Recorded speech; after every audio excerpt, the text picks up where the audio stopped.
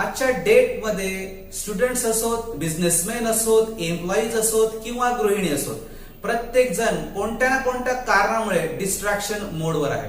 या डिस्ट्रॅक्शन मुळे घटलाय तो परफॉर्मन्स, आणि या घटत्या परफॉर्मन्स मुळे प्रत्येक जण कुठे ना कुठेतरी डिसअपॉइंटेड आहे किंवा डिससॅटिस्फाईड आहे. मग अशा स्थितीत परफॉर्मन्स टिकवायचा कसा, वाढवायचा कसा आणि द्विगुणित करायचा तरी कसा?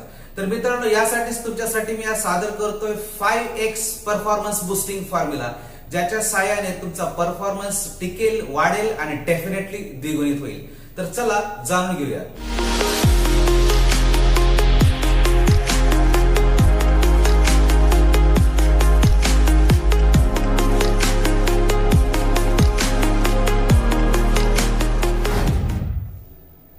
आपला परफॉर्मन्स घटतो, पण त्या घटत्या परफॉर्मन्सच्या मागचं सगळ्यात मोठं आणि पहिलं कारण हे असतं, दॅट मीन्स आवर वीकनेसेस.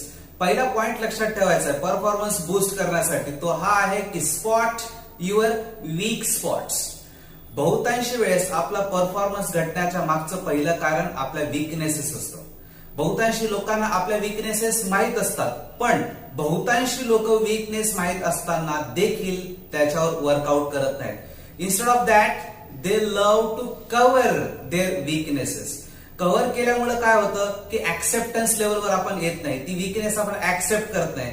जोपर्यंत आपण कोणती वीकनेस ऍक्सेप्ट करत नाही तोपर्यंत त्याच्यामध्ये बदलाव होण्याची प्रक्रिया सुरू होत नाही. So first thing you need to do to increase your performance is to spot your weakness, and don't just spot, you have to take action to remove it. पण होतं काय की कव्हर केल्यामुळे वीकनेसेस रिमूव्ह होण्याऐवजी renew होत राहतात आणि आपला परफॉर्मन्स घटवत राहतात. So if you don't want to renew your weaknesses, you have to remove them just by spotting it. यासाठी तुम्हाला तुमच्या मिस्टेक्स बद्दल अलर्ट राहायचंय, त्याच्याबद्दल जाणून घ्यायचंय. आणि मित्रांनो, असं कोणतंच ठिकाण नाहीये, कोणतीच गोष्ट नाहीये किंवा अशी कोणती लोकेशन नाहीये की ज्या ठिकाणी तुमच्या मिस्टेक्सवर सोल्युशन, वीकनेसवर सोल्युशन नसेल.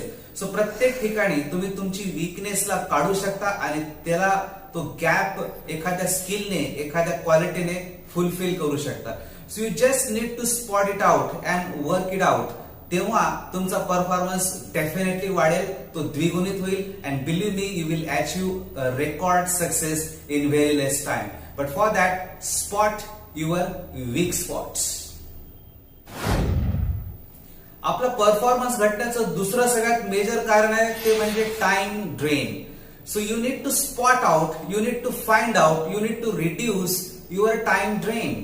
टाइम ड्रेन म्हणजे वेळ खाऊपणा. तुमचा वेळ सगळ्यात जास्त प्रमाणात कोण खातंय किंवा तुमचा वेळ कुठे एक्झॅक्टली खपतोय ज्याचा काहीही उपयोग होत नाहीये पण वेस्ट होतोय. Just like using or taking a look at notifications all the times, status पाहण्यात वेळ घालवणे, चॅटिंग मध्ये वेळ घालवणे, गेम्स, सोशल मीडिया किंवा व्हॉट्सअप ग्रुप्स किंवा इतर काही नेटवर्क्सवर सर्फ करत आपला वेळ घालवणे, किंवा विनाकारण तासनतास फोनवर गप्पा करण्यात वेळ घालवणे, व्हॉट एव्हर, कोणाचं काहीही असू शकतं. Find your time drain. So the moment you find your time drain, you will have lots of time to do productive things, to good things. You have time to improve yourself.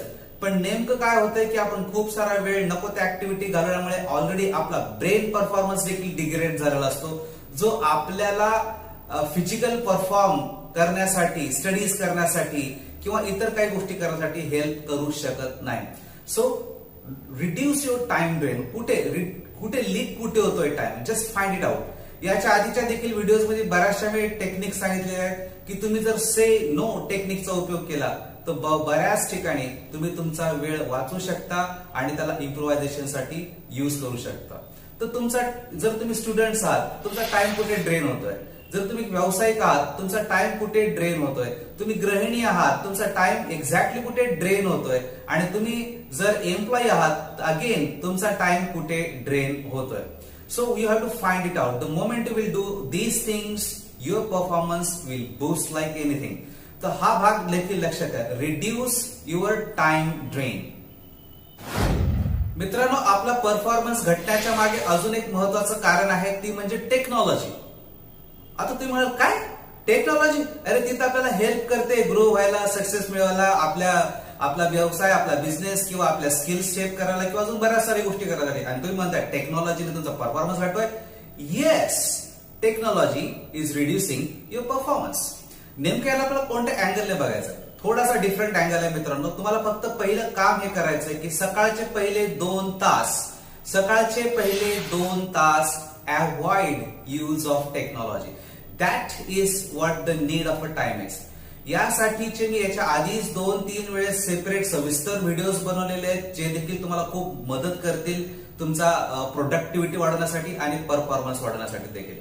तर आपल्याला करायचं काय की सकाळचे पहिले 2 तास, या 2 तासामध्ये आपल्या कामाची विविध आखणी असू शकते, त्याच्यामध्ये विविध वेगळे प्लॅन्स असू शकतात, पण आपल्याला त्या 2 तासामध्ये टेक्नॉलॉजी पासून लांब राहायचं. का लांब राहायचंय? त्याच्या मागचं सगळ्यात पहिलं कारण हे आहे की the moment you go away from the use of a technology or technological gadgets, तुमचा फोकस प्रॉपरली सेट होईल, माइंड कॉन्सन्ट्रेट होईल, विचार स्थिर होतील आणि तुमचं ब्रेन खूप चांगल्या पद्धतीने फंक्शन करायला लागेल. And that is what we require for the whole day. ज्या दिवशी तुम्ही सकाळी उठल्यापासून फोकस्ड असता, कॉन्सन्ट्रेटेड असता, विचार स्थिर असतं, विचार स्थिर असलं की मन शांत असतं, मन शांत असतं की ऑटोमॅटिकली आपली परफॉर्मन्स लेवल ही वाढत जाते. मग ते काम कोणते असो, शारीरिक, मानसिक, सामाजिक, कौटुंबिक, आर्थिक, कोणतेही काम असो मित्रांनो, परफॉर्मन्स मात्र खूप मोठ्या ग्रेडने, मोठ्या तीव्रतेने वाढतो. But for that you have to avoid technology in the morning for at least 2 hours. याच्यासाठी जे सविस्तर व्हिडिओ युट्यूबवर अवेलेबल आहेत, तुम्ही नक्की पाहून घ्या. तर हा एक महत्वाचा भाग आहे. तर चला पाहूया पुढे अजून आपला परफॉर्मन्स वाढवण्यासाठी आपल्याला काय महत्वाची गोष्ट करावी लागणार. टेक्नॉलॉजीला अवॉइड करून सकाळच्या वेळेत करायचं ते काय?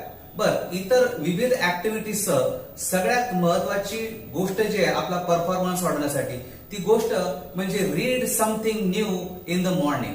काहीतरी नवीन वाचा, जे तुमच्या विशेषतः तुमच्या स्किल्सशी, तुमच्या बिझनेसशी, तुमच्या शिक्षणाशी, तुमच्या एखाद्या इंटरेस्टशी खूप जास्त हेल्प करू शकेल असं काहीतरी तुम्हाला वाचायचं. आणि बिलीव्ह मी काय करतो मित्रांनो, खूप काही महिन्यांपासून किंवा काही वर्षांपासून एक विशिष्ट टेक्निक युज करतो. ती टेक्निक काय आहे की खूप सारे बुक्स परचेस केलेले आहेत आणि मी करतोय काय की I take any of the book and read something new randomly, sometimes randomly.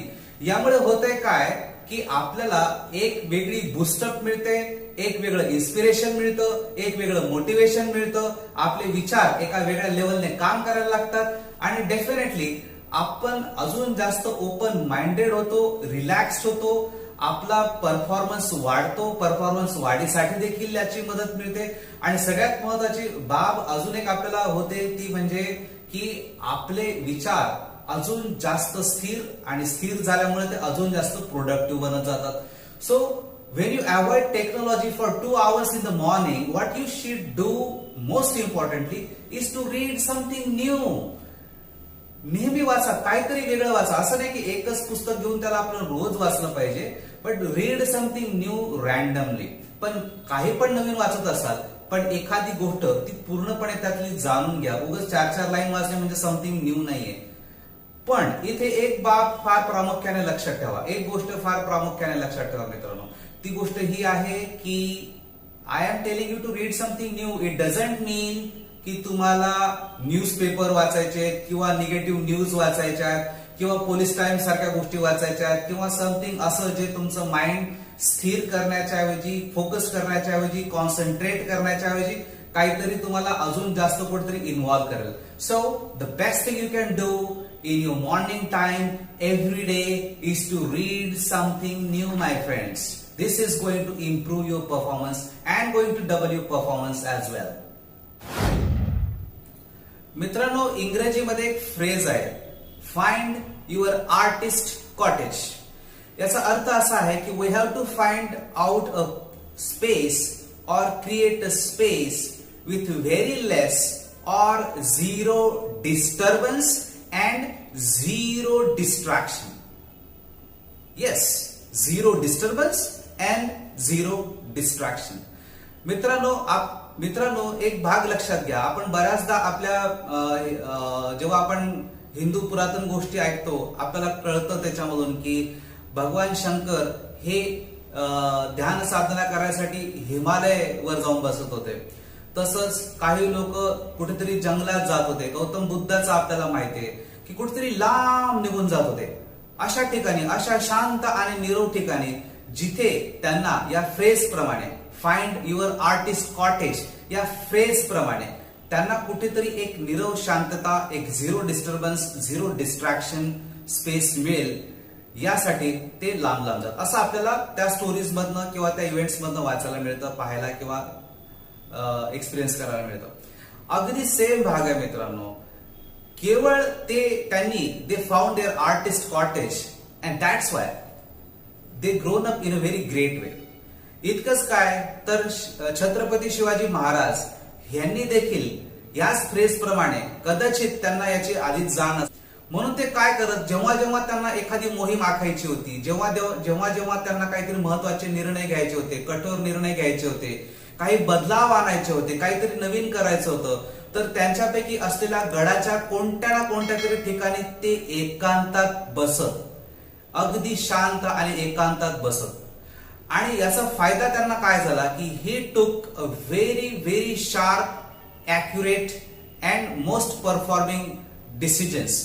त्यांनी जे काही निर्णय घेतले, जी काही कृती केली त्याच्यामध्ये ॲक्युरेसीचं प्रमाण खूप मोठं होतं, त्याच्यामध्ये यशस्वी होण्याचं प्रमाण खूप मोठं होतं. आणि याचमुळे ते आजही प्रत्येकाच्या मनामनात जिवंत आहेत, प्रत्येकाला इन्स्पिरेशन देत आहेत, प्रत्येकाला मोटिवेशन देत आहेत. So we also need to find our own cottage of artist. हे आपल्याला गरजेचं आहे. हे तुम्ही तुमच्या घरात क्रिएट करू शकता, हे तुम्ही तुमच्या गावात एखाद्या ठिकाणी, एखाद्या मंदिरात, एखाद्या whatever the location you want, but you must have to do this. याच्यामुळे काय होईल की तुमचं माइंड खूप लवकर स्थिर होईल, ते खूप लवकर बॅलन्स, संतुलित होईल आणि त्यामुळे ते अजून जास्त फोकस्ड होईल, अजून जास्त क्रिएटिव्ह होईल आणि हे तुमचं परफॉर्मन्स बूस्ट करण्यासाठी 200% मदत करेल. सो आपल्याला कुठेतरी रोजच्या गलबल्यामधून, कलकल्यांमधून बाहेर निघून कुठेतरी अशा एखाद्या विशिष्ट स्पॉटवर येऊन थांबणं, वेळ घालवणं गरजेचं आहे जिथे आपल्याला थोडी निरव शांतता मिळेल. अँड बिलीव्ह मी, हे तुमच्यासाठी एक डोप आहे, हे तुमच्यासाठी एक अँटीडोट आहे, हे तुमच्यासाठी एक जबरदस्त टॉनिक आहे जे तुम्हाला सगळ्याच अँगलने इम्प्रूव्ह करू शकतं. So, if you want to improve your performance, if you want to sustain with your performance, if you want to double your performance, find your own artist cottage. तर मित्रांनो, या 5x परफॉर्मन्स बुस्टिंगचा फायदा तुम्ही जरूर घ्या. यातली प्रत्येक टेक्निक, प्रत्येक पॉइंट वर तुम्ही जरूर काम करा. अँड बिलीव्ह मी, तुमचा परफॉर्मन्स टिकेलही, वाढेलही आणि डेफिनेटली द्विगुणित देखील होईल. So you have to adopt the formula and apply it in your life and you will have a great success ahead. या व्यतिरिक्त तुम्हाला काहीही मदत लागली मित्रांनो तर जरूर जरूर जरूर कॉन्टॅक्ट करा. I am always there to help you. Thank you.